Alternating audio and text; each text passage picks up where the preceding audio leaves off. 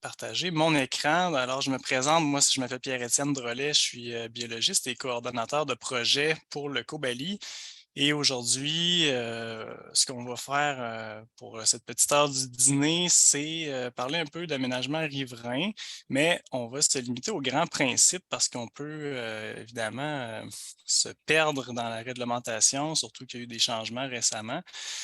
Ce que je veux exposer aujourd'hui, c'est surtout pour les riverains et les associations de lacs là, que le webinaire était adressé, c'est de revenir un peu sur les principes de base à l'origine, si on veut, de la réglementation pour mieux comprendre là, quand vous vous adressez à des riverains ou que vous voulez essayer de voir pourquoi on a une certaine réglementation, puis c'est quoi les grands principes qu'on devrait respecter au bord des lacs et des cours d'eau.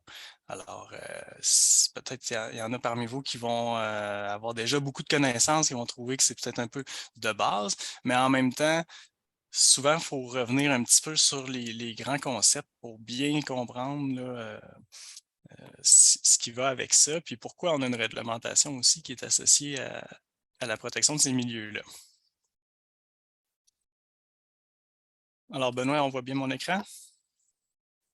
Ça va bien, super.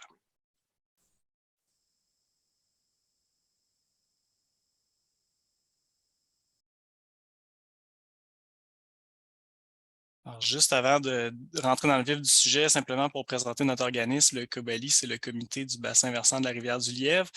On est actif sur un territoire qui couvre 3 grands bassins versants, soit celui de la rivière du Lièvre, bien sûr, et aussi de la rivière Blanche, qui est située dans la MRC de Papineau, et un petit secteur qu'on appelle le bassin versant du ruisseau de Pagé, là, qui est du côté de l'est de la ville de Gatineau.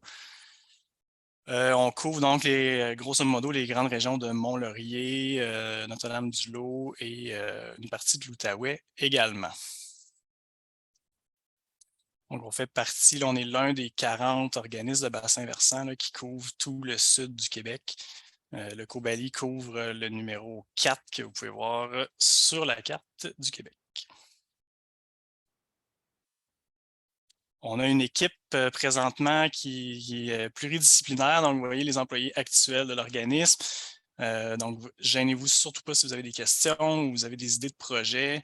On peut faire de l'accompagnement, puis pas mal de projets de sensibilisation, puis aussi des études en lien avec vos lacs et vos cours d'eau. Donc, gênez-vous surtout pas. Je mentionne qu'on a une nouvelle directrice générale qui s'appelle Linda Fortier, qui est rentrée en poste au mois d'août. Peut-être que vous la connaissez déjà. Elle provient du milieu municipal. Donc, bienvenue à Linda. Alors, on commence notre webinaire à proprement parler sur les grands principes de l'aménagement riverain. Je vous invite à garder vos questions pour la fin, à moins que vous avez une contrainte de temps, vous ne pouvez pas rester là, puis vous voulez vraiment poser une question. Ça va me faire plaisir d'y répondre rapidement, mais si vous n'êtes pas trop pressé, j'attendrai idéalement à la fin du webinaire. Je vais essayer de rentrer ça dans à peu près 45 minutes pour avoir une période de questions à la fin. Donc, pour ce qui est des propriétés riveraines, donc on parle surtout des résidences là, en bord de lac ou de cours d'eau. Ben, il y a 3 éléments qu'on pourrait dire incontournables là, si on veut prendre soin de nos lacs et de la qualité de l'eau. Premièrement, il y a l'installation septique, bien entendu. Si on est sur une résidence isolée qui n'est pas raccordée à un réseau d'égouts. Il y a aussi tout ce qu'on appelle la gestion durable des eaux pluviales. Ça, c'est à l'échelle de la propriété au complet. Quand on parle de gestion durable des eaux pluviales, on s'intéresse vraiment à tout ce qui va ruisseler vers le lac ou le cours d'eau en provenance de notre propriété. Et puis, évidemment, il y a la bande riveraine qui est un peu en tout cas, un des grands sujets ces temps-ci dont on entend parler depuis plusieurs années, puis avec raison, parce que c'est ce qu'on appelle le bouclier là, de nos lacs et de nos cours d'eau. Puis elle joue un très grand rôle pour une multitude d'aspects. On va passer en revue un peu son utilité, puis quelques éléments qui sont associés à la réglementation aussi par rapport à la fameuse bande riveraine.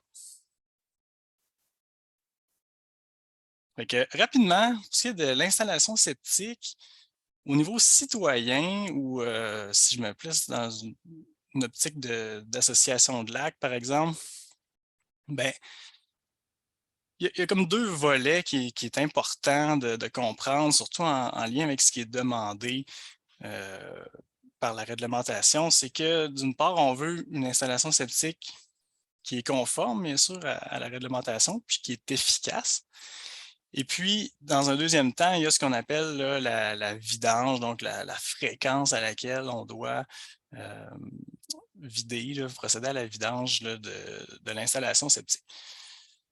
Alors, pour ceux qui ne sont pas tout à fait familiers avec le concept, une installation septique, en fin de compte, c'est une petite usine de filtration des eaux usées. C'est un peu du même principe d'ailleurs que celui qui est utilisé pour les municipalités, là, pour les égouts municipaux, mais à une échelle réduite, évidemment. C'est composé pour les installations de base de 2 blocs. Le premier, c'est la fosse elle-même, qui est normalement une espèce de boîte en béton ou, pour les modèles plus modernes, ça va être, plutôt en plastique, mais c'est une grosse cuve. Et puis ensuite, on a l'élément d'épuration, donc ce qu'on appelle d'habitude le champ d'épuration, qui lui va faire le traitement final, si on veut, des eaux, du rejet des eaux.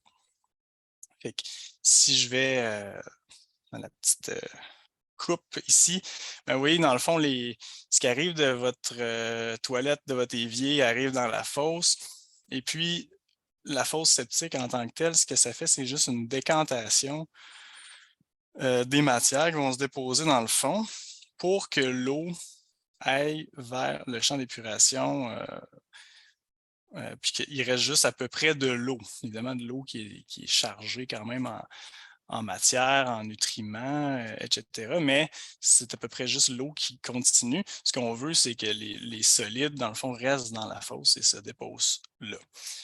Heu, D'où le fait que si on a une fosse qui est rendue pleine ou à peu près pleine, ben là, on n'a pas le travail de décantation qui peut se faire. Fait qu'il y a comme un courant qui va passer directement de l'entrée de l'eau vers la sortie. Puis là, ben, dans le fond, le traitement ne sera pas efficace parce que les matières passent tout droit sans avoir le temps de bien décanter. Fait que c'est pour ça qu'on demande une vidange périodique. Encore là, chaque municipalité a un peu sa façon de faire, mais normalement, c'est à tous les 2 ans pour une résidence permanente, puis à tous les 4 ans pour un chalet ou une résidence secondaire. Puis ça, c'est basé sur les chambres à coucher, donc l'occupation maximale de la propriété.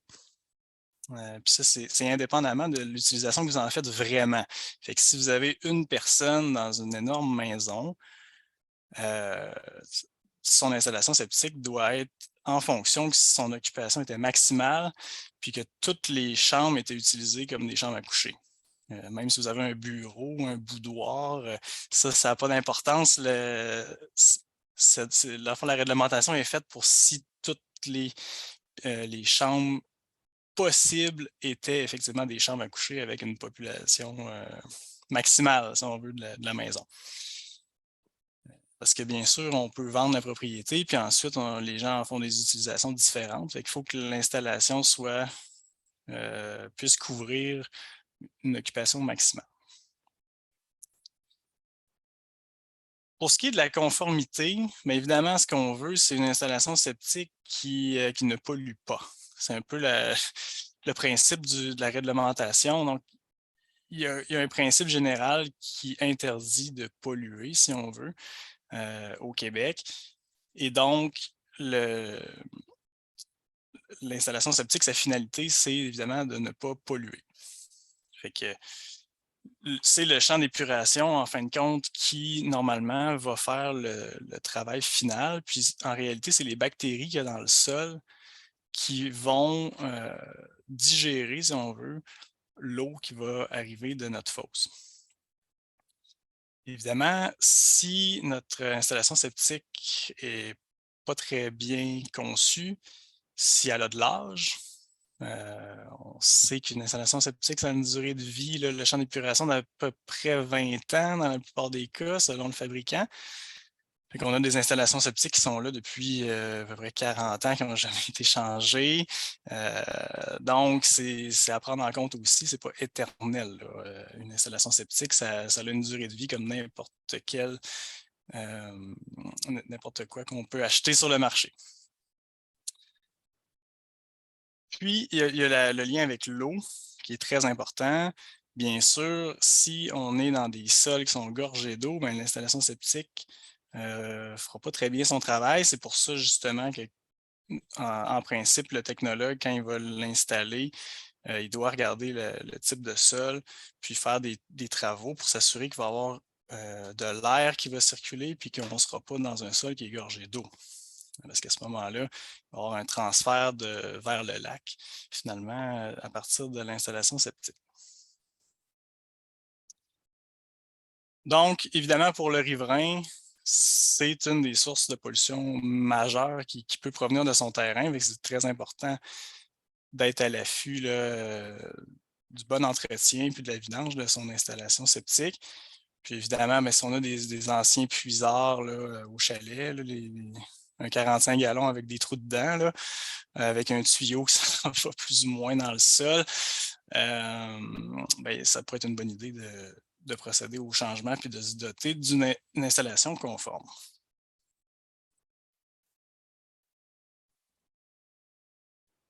Ensuite, il y a toute la question dont je vous parlais tout à l'heure qui concerne la gestion durable des eaux pluviales. Ça, c'est quand on regarde la propriété dans son ensemble, il y a beaucoup de points qu'on peut prendre en compte pour améliorer la qualité de l'eau. Une des premières, c'est tout ce qui concerne les sédiments et le ruissellement. Vous avez ici un exemple d'un très petit ruisseau qui arrive dans la rivière du Lièvre, puis vous voyez, il y a un énorme banc de sable et de gravier qui se dépose dans la rivière. Et ça vient justement énormément de terre et de sol qui est transporté via un petit canal ou un petit ruisseau dans la rivière. Ça, on veut éviter ce genre de dépôt-là parce que les sédiments, premièrement, vont modifier le milieu. Là, on voit bien qu'on était dans une espèce de marais, puis là, on est rendu dans un banc de sable. Mais aussi, c'est que les sédiments vont apporter beaucoup d'éléments nutritifs dans le lac et ça va permettre, là, ou en tout cas, ça va faciliter là, l'apparition de beaucoup de plantes aquatiques, puis le vieillissement des cours d'eau, le vieillissement prématuré des cours d'eau, là. Donc, qu'on appelle aussi l'eutrophisation. Donc, tout ce qui est la terre, le sable, les sédiments, on veut garder ça sur notre propriété, puis éviter de l'exporter vers les cours d'eau, absolument. Si vous avez un exemple d'une photo aérienne assez parlante, là, quand on parle là, de terre qui est acheminée dans un lac, dans ce cas-ci, c'est certain que ça a des impacts assez importants, là, parce que évidemment, tout ça va sédimenter dans le lac et va générer là, toute une cascade d'effets sur la qualité de l'eau, sur le vieillissement prématuré. Ça va pouvoir favoriser aussi les algues bleues. Donc, tout ça en partant du principe qu'il faut garder la terre chez soi. Ça, c'est un autre exemple. Lors des travaux, on voit des propriétés des fois qui sont laissées pendant 1 an, 2 ans avec le sol complètement à nu pendant des travaux. Il faudrait idéalement prendre des mesures pour éviter que toute cette terre-là, lors des pluies, se retrouve directement dans le lac. Bon, d'autres exemples, ici on voit des tas de terre là, pendant des travaux. On a des exemples, par exemple, ben ici du ruissellement, plus de l'érosion d'une propriété. On a aussi des chemins privés qui se transforment en cours d'eau. Quand il y a une pluie, les chemins se font laver, se font lessiver. Donc ça, c'est tous des éléments à prendre en compte pour essayer de garder la terre puis les sédiments chez soi puis éviter que ça se retrouve dans nos cours d'eau.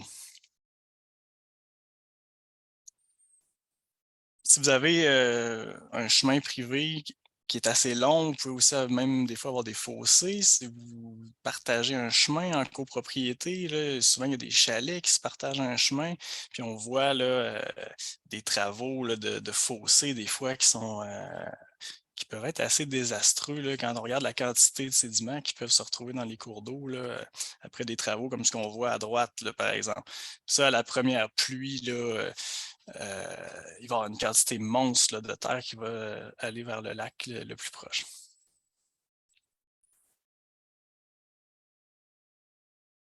Ce qu'on peut faire lors des travaux, ben, on peut faire beaucoup de choses, mais entre autres, il y a tout ce qu'on appelle là, des mesures qu'on peut mettre en place à la fin de la propriété pour éviter que les sédiments aillent dans le lac. Donc, ça peut être les toiles géotextiles, comme vous voyez des exemples, ou des ballots de paille. Il y a plusieurs méthodes qu'on peut utiliser pour retenir les sédiments. Vous avez sûrement vu lors des chantiers routiers, on voit ce genre de choses-là qui sont exigées de plus en plus. On peut aussi recouvrir des tas de terre avec des toiles, tout simplement pour éviter que la pluie parte euh, avec notre terre, surtout si on fait des aménagements de terrain qui vont s'échelonner sur des mois et des mois. Euh, on peut prendre des mesures comme ça pour réduire le ruissellement. Il y a aussi la paille qu'on peut disposer sur le sol à nu pendant une certaine période. Ça, c'est une méthode assez efficace aussi pour éviter que l'eau ait beaucoup de force puis qu'elle parte avec la terre. Donc, il y a différentes méthodes, mais il faut toujours garder à l'esprit euh, que c'est pas banal. On a tendance beaucoup à banaliser ça, là, la quantité de sédiments qui vont vers nos lacs. Mais c'est une grave erreur parce que c'est une des principales sources, en fait, de problématiques, autant pour les habitats aquatiques que pour la qualité de l'eau comme telle. Parmi certaines solutions pour diminuer la force de l'eau ou la vitesse d'écoulement, ben, on a de plus en plus différentes technologies ou différentes approches qu'on peut utiliser. Entre autres, avoir des entrées qui sont un petit peu plus perméables que l'asphalte ou la terre nue. Euh, on voit ici là, le pavé alvéolé, par exemple, en bas à droite, où on fait une certaine place au gazon là, pour que l'eau circule, puis puisse s'infiltrer.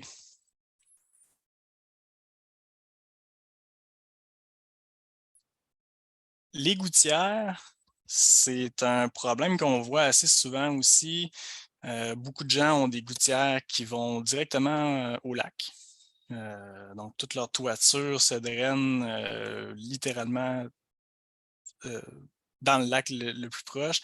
C'est quelque chose qu'on voit très fréquemment. Il faudrait éviter ce genre de choses-là. Idéalement, la gouttière doit être dirigée vers le terrain sur une surface perméable là, où il y a des végétaux. Ça peut être sur le gazon ou, comme vous voyez là, sur le petit schéma, mettons un petit jardin de pluie, là, donc un endroit qui est aménagé avec des plantes. Ça, c'est la Cadillac, mais disons au moins de, au lieu d'envoyer la gouttière directement dans le lac, l'envoyer sur de la végétation au moins. Puis il y a aussi l'option du baril de pluie qui est très intéressante là, pour collecter l'eau du toit plutôt que de l'envoyer directement dans le cours d'eau. En quoi c'est problématique? Ben, c'est que sur les toits, il s'accumule énormément de poussière, de toutes sortes de débris, de feuilles, etc.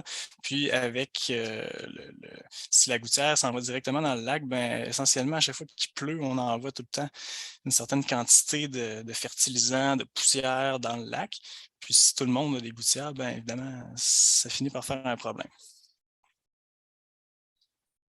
Il y a la question aussi des vidanges de spas et des piscines.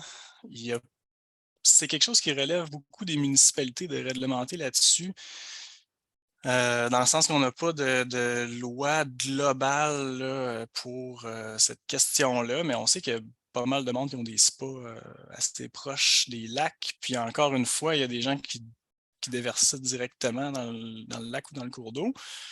Ben là, c'est un peu le même principe que les gouttières, là. Dans un monde idéal, on ferait une vidange par étapes, puis on s'assurerait que l'eau, au moins, là, passe par de la végétation, puis passe à travers le sol, plutôt que de l'envoyer directement dans le spa, dans le spa, dans le lac.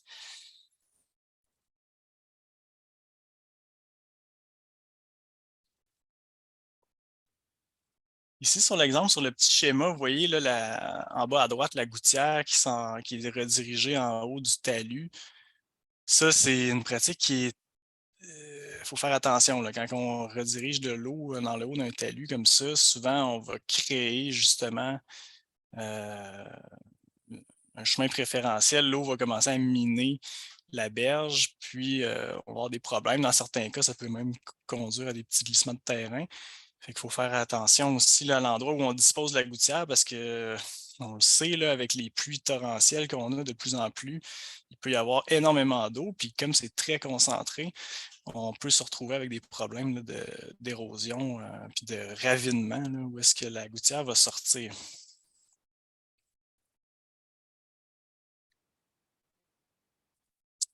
Sur le terrain et la propriété, particulièrement quand on est directement riverain, il faudrait absolument éviter là, de dépendre de l'engrais ou naturellement des pesticides sur le terrain.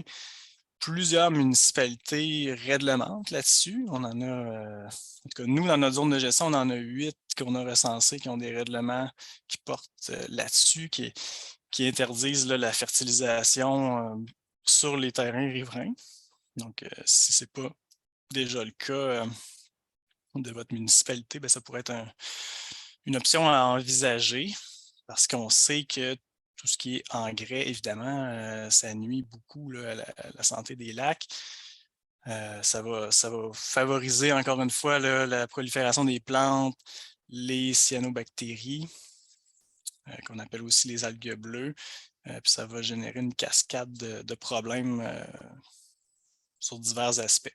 Donc, toujours éviter les engrais et les pesticides en milieu riverain.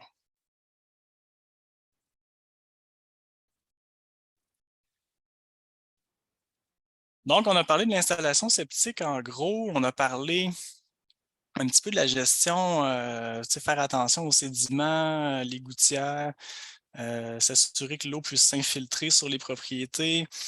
On a parlé des spas. Donc, le principe de base, c'est de garder l'eau et nos polluants chez nous.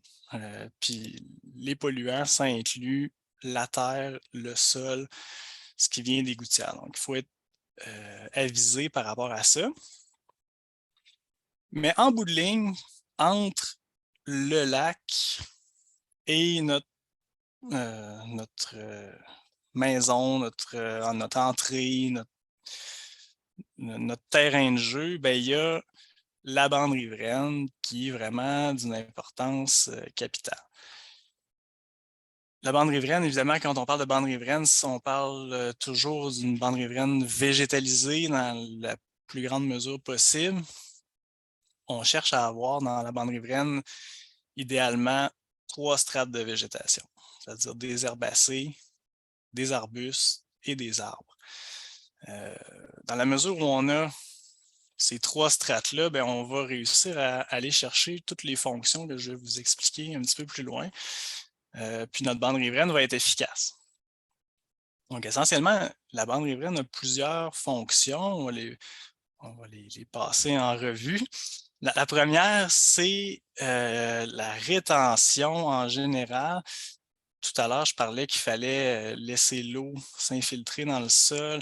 Il faut la ralentir pour éviter de créer des, euh, des chemins préférentiels ou en tout cas que l'eau puisse aller directement au lac. Mais la bande riveraine a en partie cette fonction-là, justement, avec la végétation, de réduire la vitesse d'écoulement puis d'aider à une infiltration. En plus, si vous avez des arbres, ben, la pluie qui tombe sur les feuilles des arbres, ben, elle va être comme interceptée puis elle n'ira pas directement frapper le sol puis générer de l'érosion. Ensuite, il y a une fonction de filtration qui est très importante. Ça se joue, si on veut, en 2 plans. Il y a en profondeur, la captation des polluants et des nutriments, qui va se jouer surtout par les racines des arbres et des arbustes.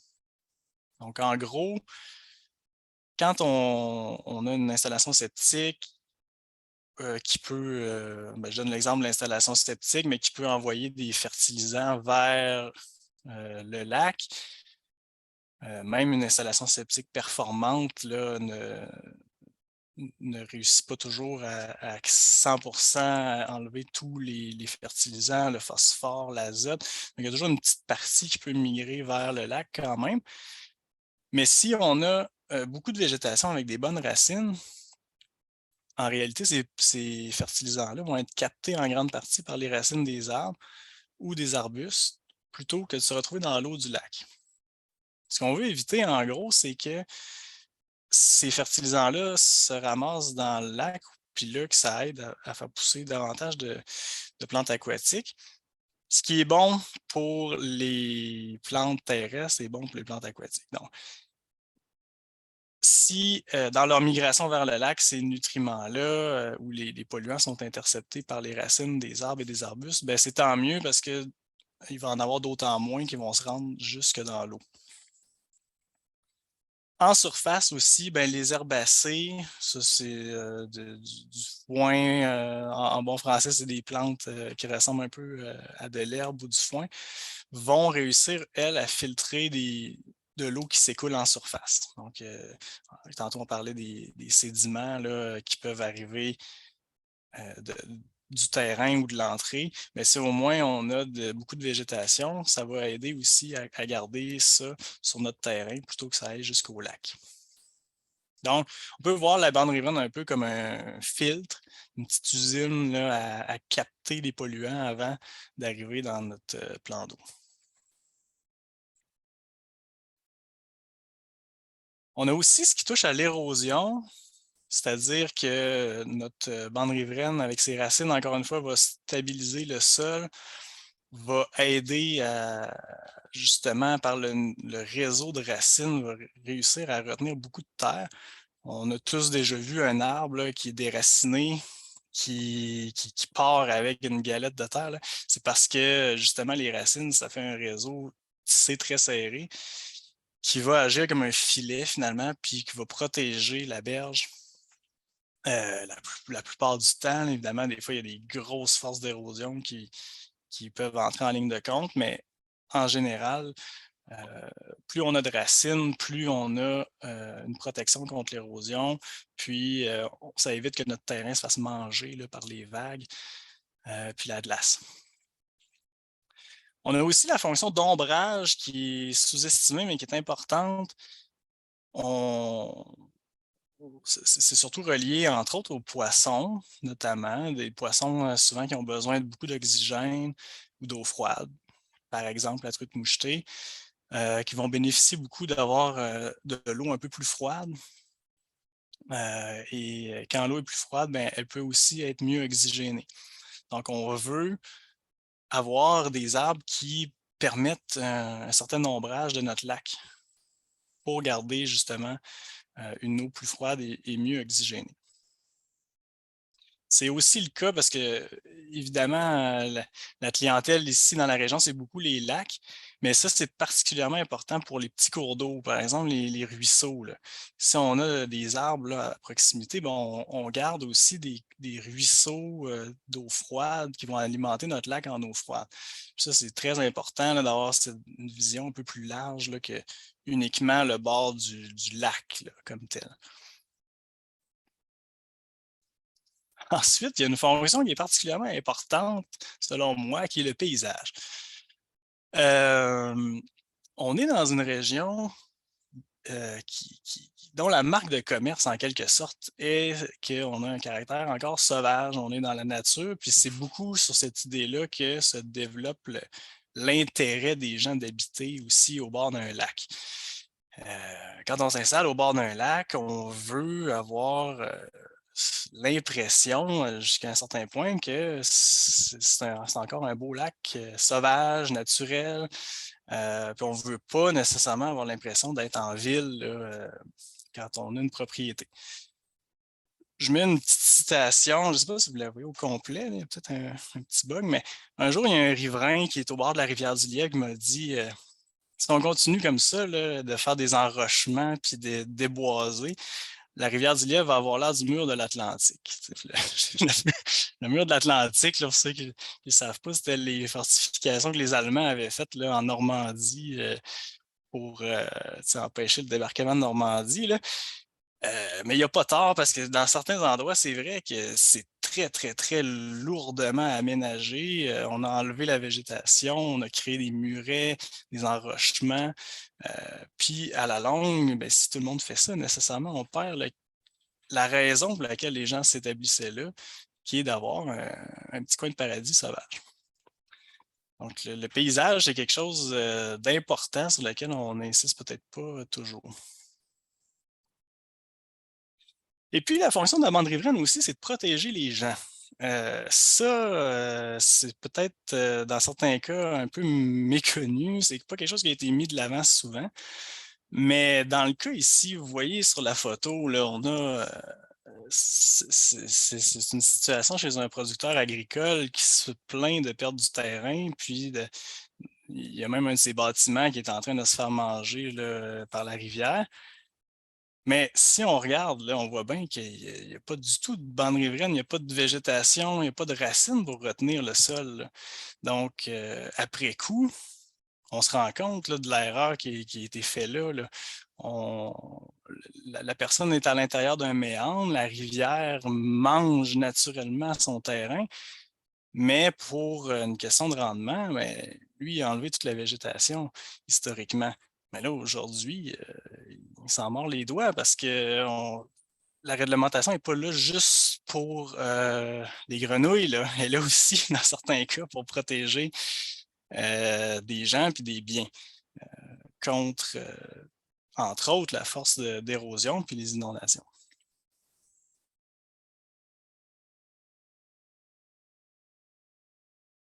En termes écologiques, puis vous allez voir que la réglementation est très, très collée sur l'écologie.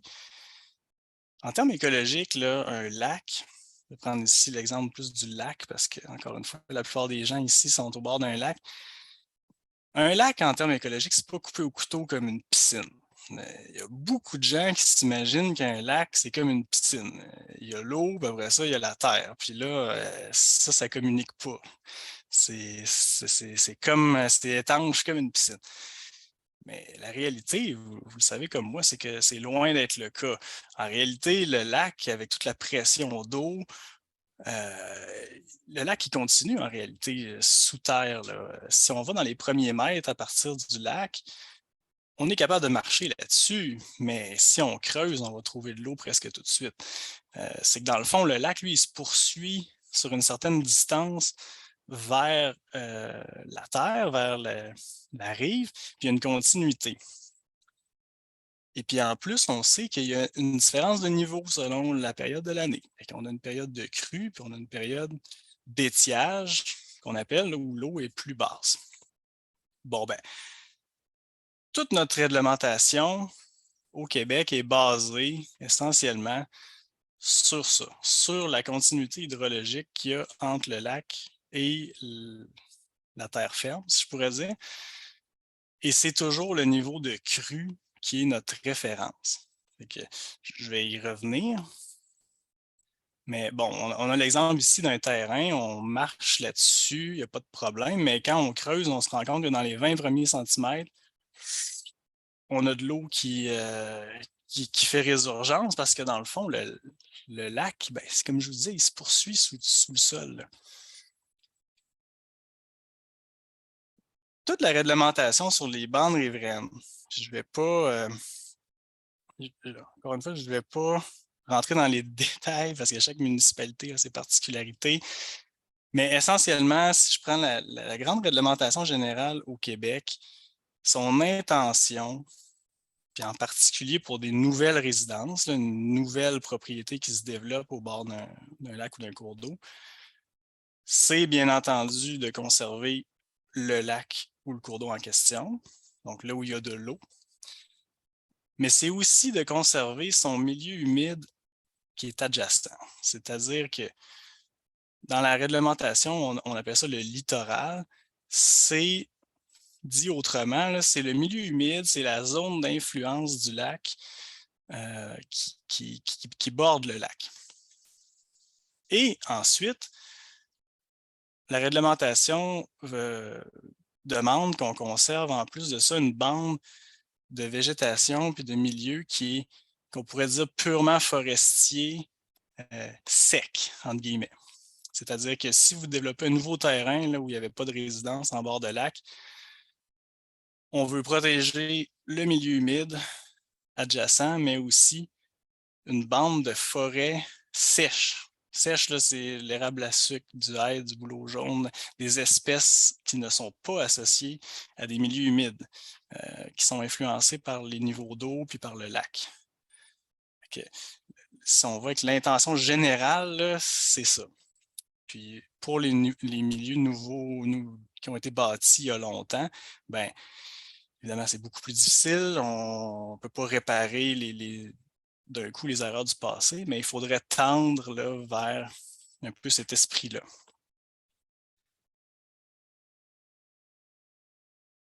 Donc, quand on parle du littoral, quand je dis que l'intention, c'est de protéger le littoral, c'est ce qu'on appelle, pour ceux qui ont un petit peu de notion, c'est ce qu'on disait qui était sous la ligne des hautes eaux. Que tout ce qui est sous la ligne des hautes eaux, maintenant qu'on appelle la limite du littoral, devrait être protégé. Et là-dedans, ben, c'est ce qu'on appelle dans un certain jargon les milieux humides. Et puis les milieux humides, ben, il y en a plusieurs sortes, mais juste vous montrer quelques photos pour que vous voyez de quoi on parle. Là. Milieu humide, c'est évidemment l'eau peu profonde, donc les nénuphars qu'on voit à l'avant-plan, ça c'est de l'eau peu profonde, mais on a aussi les marais, qui sont plus des endroits où on a des plantes qui sortent de l'eau, comme les quenouilles, mais qui ont les deux pieds dans l'eau, si on veut. Alors, vous voyez ici un exemple, là, eau peu profonde, marais. Ça, évidemment, la réglementation protège ça. Mais la réglementation protège aussi les milieux humides qui sont considérés dans le littoral du cours d'eau ou du lac, qui sont de type un peu moins évident. Au sens commun, là, on aurait l'impression qu'on est sur de la terre ferme, on n'est plus dans le lac, mais pourtant, on est encore dedans du point de vue de la réglementation. Puis, ici, je donne l'exemple du marécage, qui est un milieu boisé. On a des arbres là-dedans, mais ce sont des arbres qui sont associés à des milieux humides, qui ont besoin d'une période d'inondation ou de sols qui sont gorgés d'eau pendant une période de l'année. Donc, je vous montre quelques photos. Ça ici, c'est un cas un peu plus évident, mais vous voyez quand même qu'il y a des arbres là-dedans. Puis à l'automne, vous voyez encore une fois ici, là, on a des arbres, puis on a des étangs, des petites mares qui sont formées. Donc, quand on a un milieu comme ça, même si c'est boisé, il y a des très grandes chances qu'on est effectivement dans le littoral du cours d'eau. Et ça devrait être protégé. On a aussi des milieux humides de type tourbière dans nos régions qui sont plus associés à l'épinette noire, aux mélèzes, puis on a de la mousse souvent sur le sol. À ce genre d'écosystème-là, là, avec des graminées. Donc là, on est plus sur un sol plus mou, plus flottant, qui est organique, qu'on appelle, donc qui est issu de la décomposition des végétaux. Ici, on a une cédrière, donc une cédrière humide. Donc, normalement, dans l'esprit de la réglementation, là, quand on a ce genre d'écosystème-là en bordure d'un lac, ben, ça fait partie intégrale de son littoral. Et donc, il y a une protection qui est associée à ça. Alors, je vous montre rapidement, là. Mais quand on parle de la rive puis de la bande riveraine, là, normalement, dans l'esprit de la réglementation, on devrait protéger euh, tout ce qui est, je vais vous montrer avec le pointeur, là, tout ce qui est sous la limite du littoral, Donc ça, c'est le niveau de crue du cours d'eau et qui inclut normalement le milieu humide là, qui est collé sur le cours d'eau. Et puis, à partir de cette limite-là, on aurait un 10 mètres de végétation à protéger qui serait de la végétation non humide, donc une portion qui est de forêt là, qui est non humide. C'est ça l'esprit de la réglementation. Puis quand on parle là, des plaines inondables, ben ça, c'est relié aux inondations. Puis une inondation, en bon français au Québec, c'est quelque chose d'exceptionnel. C'est pas une crue normale d'un cours d'eau. C'est une crue exceptionnelle qui se produit à peu près à tous les 20 ans ou à tous les 100 ans. Fait que sur un siècle, là, on s'attend qu'une inondation au sens légal, ça se produit à peu près 5-6 fois par année. Fait que quand on a un terrain qui est dans l'eau chaque année, c'est pas une inondation, ça. Ça, c'est le niveau de crue normal du cours d'eau. Et donc, au sens de la réglementation, c'est dans le cours d'eau. Parce que le cours d'eau est défini selon son niveau de crue, puis son influence sur le milieu environnant. Alors, on va traduire quelques petits concepts, si vous voulez bien. Si je pose la question à quelqu'un, où commence le lac? En réalité, on devrait plutôt poser la question, d'après vous, où commence la zone qui est influencée par le lac? Parce que dans le fond, c'est ça que la, la protection des rives là, veut faire. Elle veut non seulement protéger le lac où il y a de l'eau, mais aussi toute la zone d'influence qui est le milieu humide qu'on retrouve à côté, plus une partie là, qui est non humide en plus, dans la rive.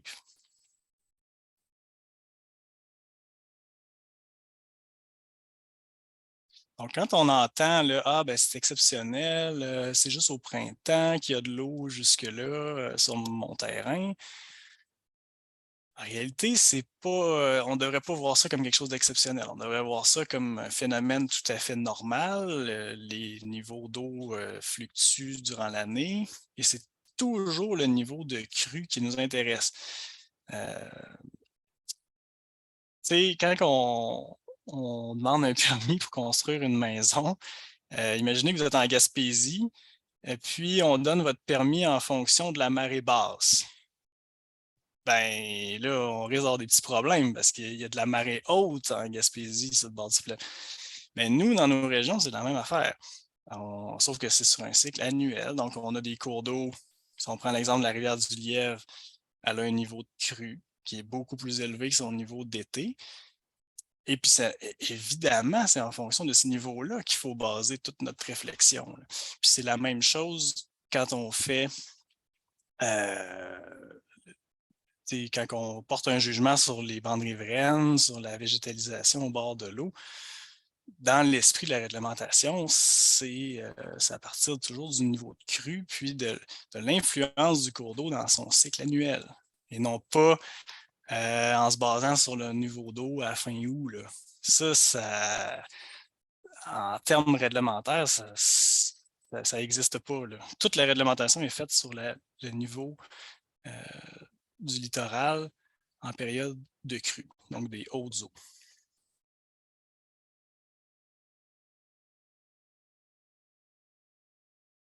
Donc, si je retraduis là, la petite phrase, le cours d'eau inonde cette partie du terrain chaque année. En réalité, si on traduit ça, c'est que cette partie du terrain-là est dans le littoral du cours d'eau, puis au point de vue réglementaire, elle est dans le cours d'eau. Encore une fois, là, ici, c'est la rivière du Lièvre qu'on voit, là.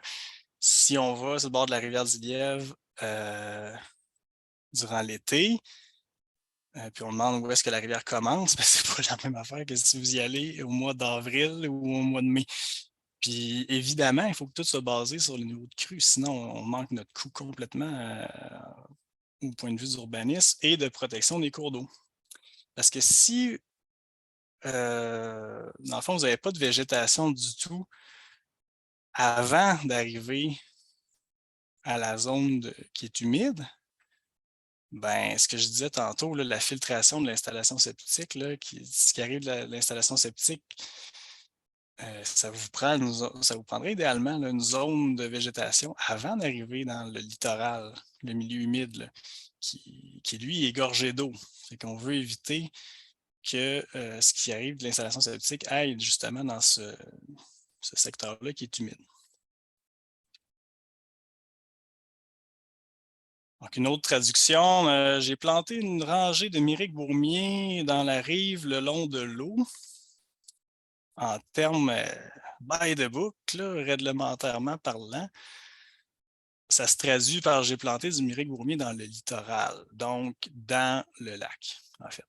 On n'a pas commencé vraiment à revégétaliser notre rive dans ce cas-ci. On a revégétalisé le littoral. Si vous regardez sur la photo, là, quand le niveau d'eau monte, le myrique-bourmier qui est là, il est dans l'eau en réalité.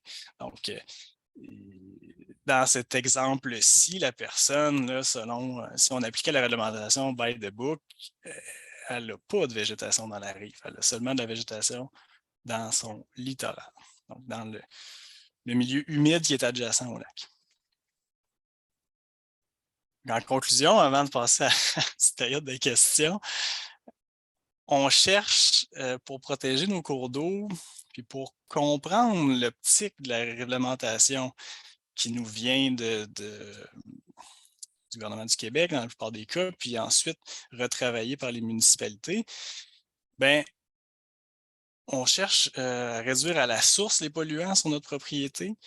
Ça passe par l'installation septique et la gestion de tous les apports que notre terrain peut avoir vers le lac, donc les sédiments, les gouttières, les entrées de cours, puis les engrais. On cherche à protéger le plus possible la végétation riveraine parce que dans un monde idéal, dans l'optique de la réglementation, on cherche à protéger le milieu humide adjacent au lac et la rive qui est en milieu plus terrestre. Et enfin, on base toujours nos réflexions sur le niveau élevé d'un lac. Donc, c'est toujours la perception qu'on doit avoir parce que c'est, dans le fond, ce qui est vraiment important pour la façon que ça fonctionne vraiment un lac. Le lac commence, dans le fond, à partir du moment où on a un milieu humide en bordure du plan d'eau. C'est un peu l'état d'esprit qu'il faut avoir quand on parle de protection des cours d'eau au Québec, puis aussi dans l'application de certains règlements ou la compréhension des règlements qu'on a qui sont applicables au milieu riverain. Donc évidemment, c'est à la fois compliqué et assez simple ce que j'essaie de vous montrer aujourd'hui, mais là, c'est le temps des questions. Je peux revenir sur les schémas, rentrer un petit peu plus dans la réglementation. C'est le temps là, de poser vos questions. J'ai essayé d'être assez général. Monsieur Lafrance. Oui, en fin de compte, où est-ce que je peux trouver les cartes 0-20 ans, 0-100 ans, puis l'aire de mobilité des ruisseaux, est-ce que c'est Cobali ou la municipalité qui détient cette information-là?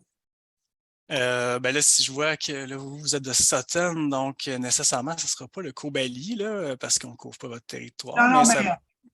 non, je pense que j'ai un chalet au lac Corbeau. Là. Ah, OK, je comprends.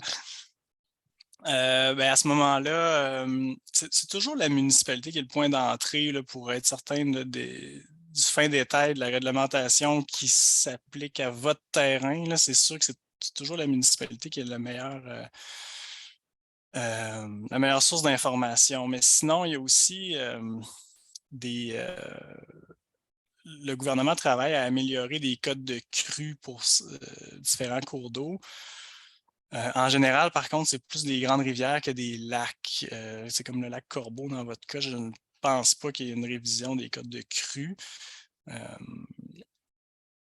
Mais il y a certains endroits, là, entre autres, si vous allez sur InfoCru du gouvernement du Québec, vous avez de l'information là-dedans, là, des liens qui peuvent vous amener vers des cartes des inondations. Merci. Les inondations qui sont des événements extraordinaires, je le rappelle. Une crue annuelle, ce n'est pas une inondation. Oui, iPhone de Jean-François.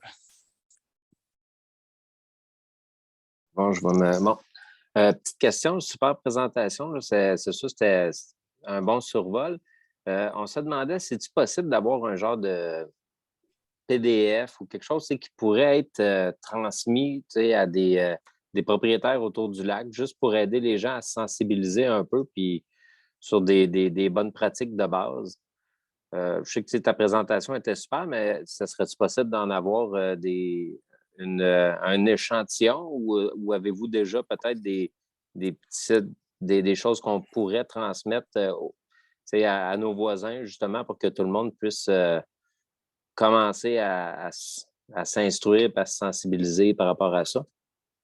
Bien, c'est sûr qu'on a des qu'au Québec, on a des tonnes là, de moyens de sensibilisation. Ça dépend du sujet exact que vous voulez, là, mais on a beaucoup, beaucoup de choses qu'on peut vous partager. Autant des présentations, des dépliants, des vidéos. On a beaucoup de choses. On a aussi une chaîne YouTube que vous pouvez regarder. On a plein de vidéos qu'on a fait. Je ne sais pas sur quel lac vous êtes. Au Lacron. Lacron à Au Lacron Denon? à Denon. Denon, OK. Mais le plus simple, en fait, ce serait de m'écrire un courriel avec OK. qu'est-ce que vous voulez comme information, puis on va vous revenir avec probablement Ouais, vraiment une trop information de très de choix à base. votre goût. C'est ça, ben, tu sais, c'est ça, de quoi vraiment là, la base. C'est déjà là, pour des fois certaines réglementations, certaines choses à éviter. Tu sais, juste quelques infos là, qu'on pourrait donner au compte-gouttes ou rappeler toujours plusieurs fois par année pour être sûr Ouais. que ça finisse par rentrer. Bon. Mais c'est bon, je t'enverrai un courriel.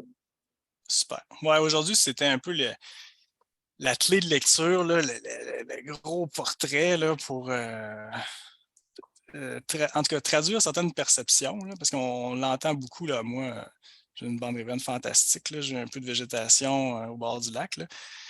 Mais quand on regarde c'est quoi vraiment l'intention, on voit qu'on est loin du compte, mais évidemment, c'est progressif. Mais si on revient à l'esprit là, qui animait cette réglementation-là, on voit que c'est vraiment quelque chose qui protège beaucoup les cours d'eau. C'est pas une petite affaire cosmétique. C'est vraiment une réglementation assez complète. Pierre-Étienne aussi, il y avait Normand Latreille qui dit les crues sont un phénomène normal, mais qu'en est-il de la gestion ou non des barrages qui, eux, font varier le niveau de l'eau? Ah, là, ça, c'est une autre subtilité. Là. Quand on a une gestion de barrage, là, il y a un élément humain qui rentre en ligne de compte qui est difficile à. En tout cas, qu'il faut prendre en compte. Mais ce qui est sûr, c'est que pour ce qui est du littoral, si on veut, la ligne des Hautes-Eaux, ben, le meilleur moyen, encore une fois, je vais pas assommer le monde là, avec toutes les définitions, mais normalement, les professionnels qui tracent la ligne des Hautes-Eaux vont regarder à la fois les sols, la végétation, des indices qui permettent de voir c'est quoi la zone d'influence du lac. C'est un peu comme ça qu'il faut traduire ça. Fait qu'il y a le niveau de crue, mais il y a aussi la végétation puis les sols. Pour définir la limite, l'ancienne ligne des Roseaux, qui s'appelle maintenant la limite du littoral, il y a plusieurs façons qu'un professionnel peut déterminer exactement, mais c'est en se basant sur plusieurs facteurs, dont végétation, sol, puis l'historique des niveaux d'eau quand c'est disponible. Fait que c'est un peu tout ça qu'il faut prendre en ligne de compte, mais il faut se rappeler que c'est dans le fond la zone d'influence du lac. C'est un peu comme ça qu'il faut traduire ça en ce qui est de la réglementation.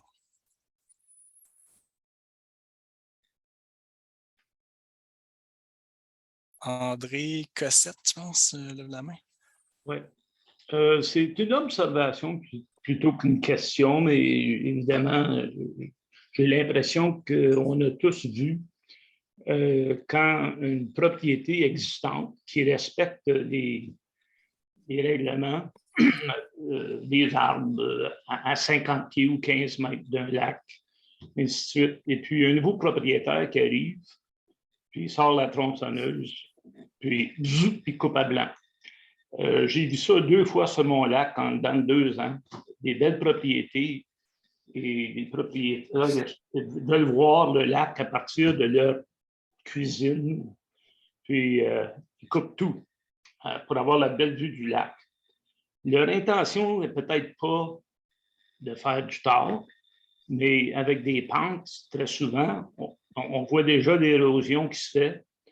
Et puis, évidemment, la municipalité, elle, a ses règlements. Le Québec aussi, évidemment. Mais comment on fait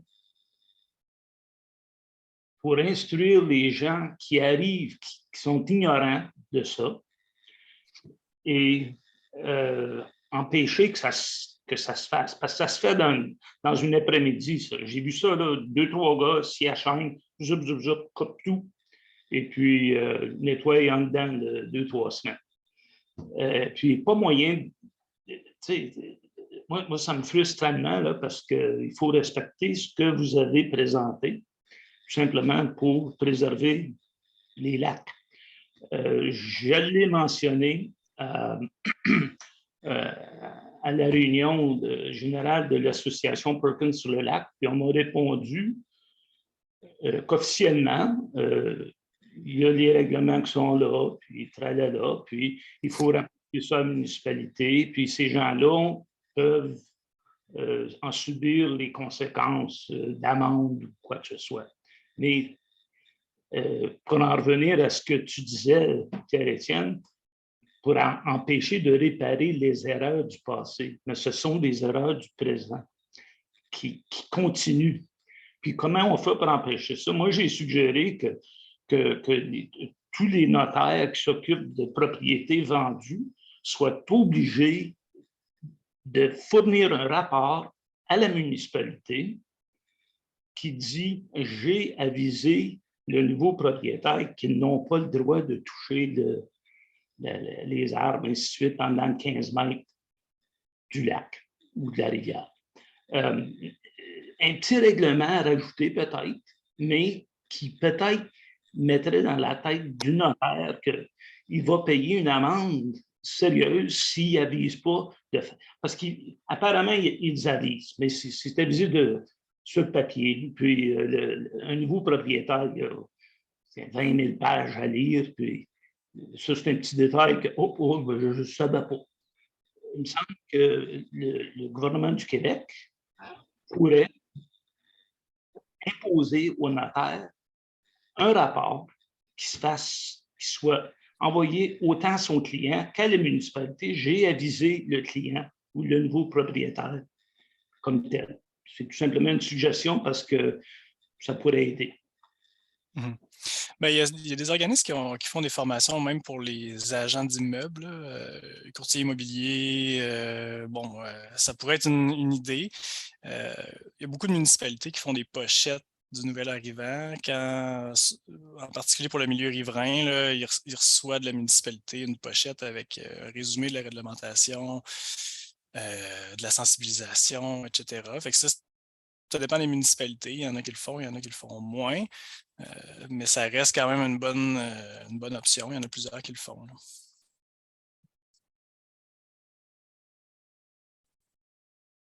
Liliane Legault? Oui, pour juste faire un suivi avec ce que M. André Cossette avait dit, 2 choses. Moi, j'ai un chalet au lac Corbeau. C'est la municipalité de Notre-Dame-du-Lot. Puis tu ne peux pas arriver puis juste couper n'importe quoi. Puis je sais qu'il y avait quelqu'un qui était contracteur. Ça fait, je pense, 5-8 ans de ça. Puis il avait tout coupé les arbres en avant où le chalet était, mais en avant du chalet qui faisait face au lac. Puis le maire, il a dit, là, c'est plantes les Christy d'arbres, là. Sans ça, tu ne fais pas ça. Nous autres, on engage des gars qui vont dire où tu devrais planter des arbres, puis on met ça sur ton bill de taxes, puis ça vient de finir parce que tu n'avais pas juste le droit de faire ça. Ça, c'est la première chose. Deuxième chose, je sais qu'en Ontario, si tu es agent immobilier, c'est la même chose au Québec. Quand une propriété, si tu représentes la personne qui veut vendre la propriété, tu es obligé de dire que c'est ce qui se passe. Là. Fait que tu es obligé d'avoir ton certificat pour la tank septique. Quand est-ce que c'est que tu as fait le vide-mer? Quand c'est bonne? Puis la personne qui représente l'acheteur, il faut qu'ils fassent leur devoir et qu'est-ce que tu as le droit de faire puis tu n'as pas le droit de faire sa propriété. Ils sont obligés de fournir ça à l'acheteur. Parce que s'ils ne fournissent pas, puis ils marchent les yeux fermés, ils vont se ramasser en cours. C'est tout le temps de même. Il y a bien des lois maintenant, c'est très strict, mais la majorité des consommateurs ne sont pas au courant que ça existe. Ça, c'est une autre affaire. Mais je sais que pour la municipalité de Notre-Dame-du-Lot, ils sont bien, bien stricts. Même ta tank septique, il faut que tu la fasses vider là, comme à tous les 2 ans ou si c'est un chalet à tous les 4 ans. Dans ça, ils vont te le mettre sur ta facture, puis les autres vont aller la vider, ta tank. Fait que c'est de même que ça fonctionne. Fait qu'il faut que tu suives les lois, veux pas. Sans ça, il va avoir, tu vas te faire pincer ses fesses, c'est bien simple.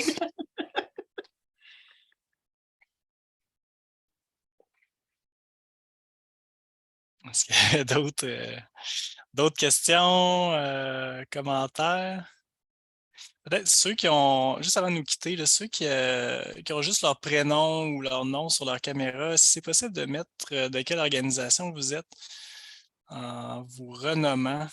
Donc, juste à passer le curseur devant votre visage, vous cliquez sur les 3 petits points, là, puis vous faites renommer ou rename. Comme ça, on va savoir de quelle organisation vous êtes là, pour nos statistiques. Parce que on voit qui a participé, mais on ne voit pas de quelle organisation vous êtes. Donc, ça serait bien. Est-ce qu'il y a d'autres questions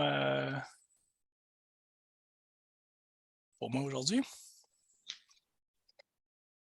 Moi, je veux tout simplement vous remercier pour les travaux que vous faites pour toutes les municipalités qui tombent sous le bassin de la rivière La Lièvre. Cobali, moi, je suis représentant de l'association Perkins sur le lac envers votre comité. Puis, ça fait quelques années, puis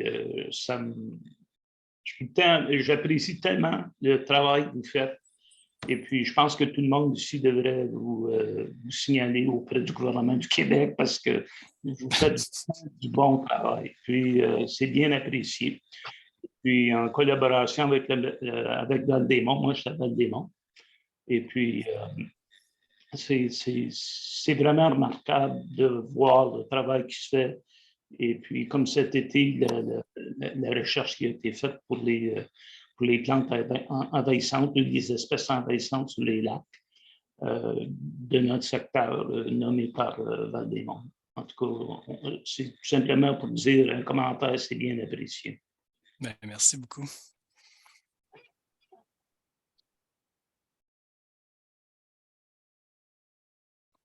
Est-ce que la formule, juste ceux qui sont encore là, est-ce que la formule, vous trouvez ça intéressant, les midi Cobali? Parce qu'on pourrait en faire plus, là, des rencontres comme ça, mais on voulait savoir, formule webinaire, qu'est-ce qui vous convient? Est-ce que c'est une bonne formule sur l'heure du midi ou ça serait mieux le soir? Ou, on essaie tout le temps de rejoindre le plus de monde possible, puis le midi, ben, on l'essayait pour la première fois cette année. Fait que je ne sais pas, est-ce que... Il y en a qui ont des commentaires ou en tout cas qui pourraient nous faire un petit retour là-dessus sur la formule.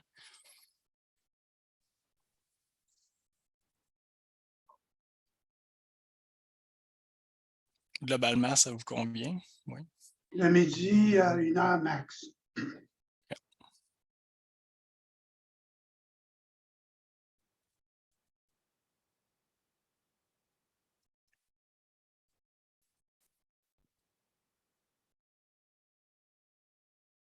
Ben voilà, s'il n'y a pas d'autres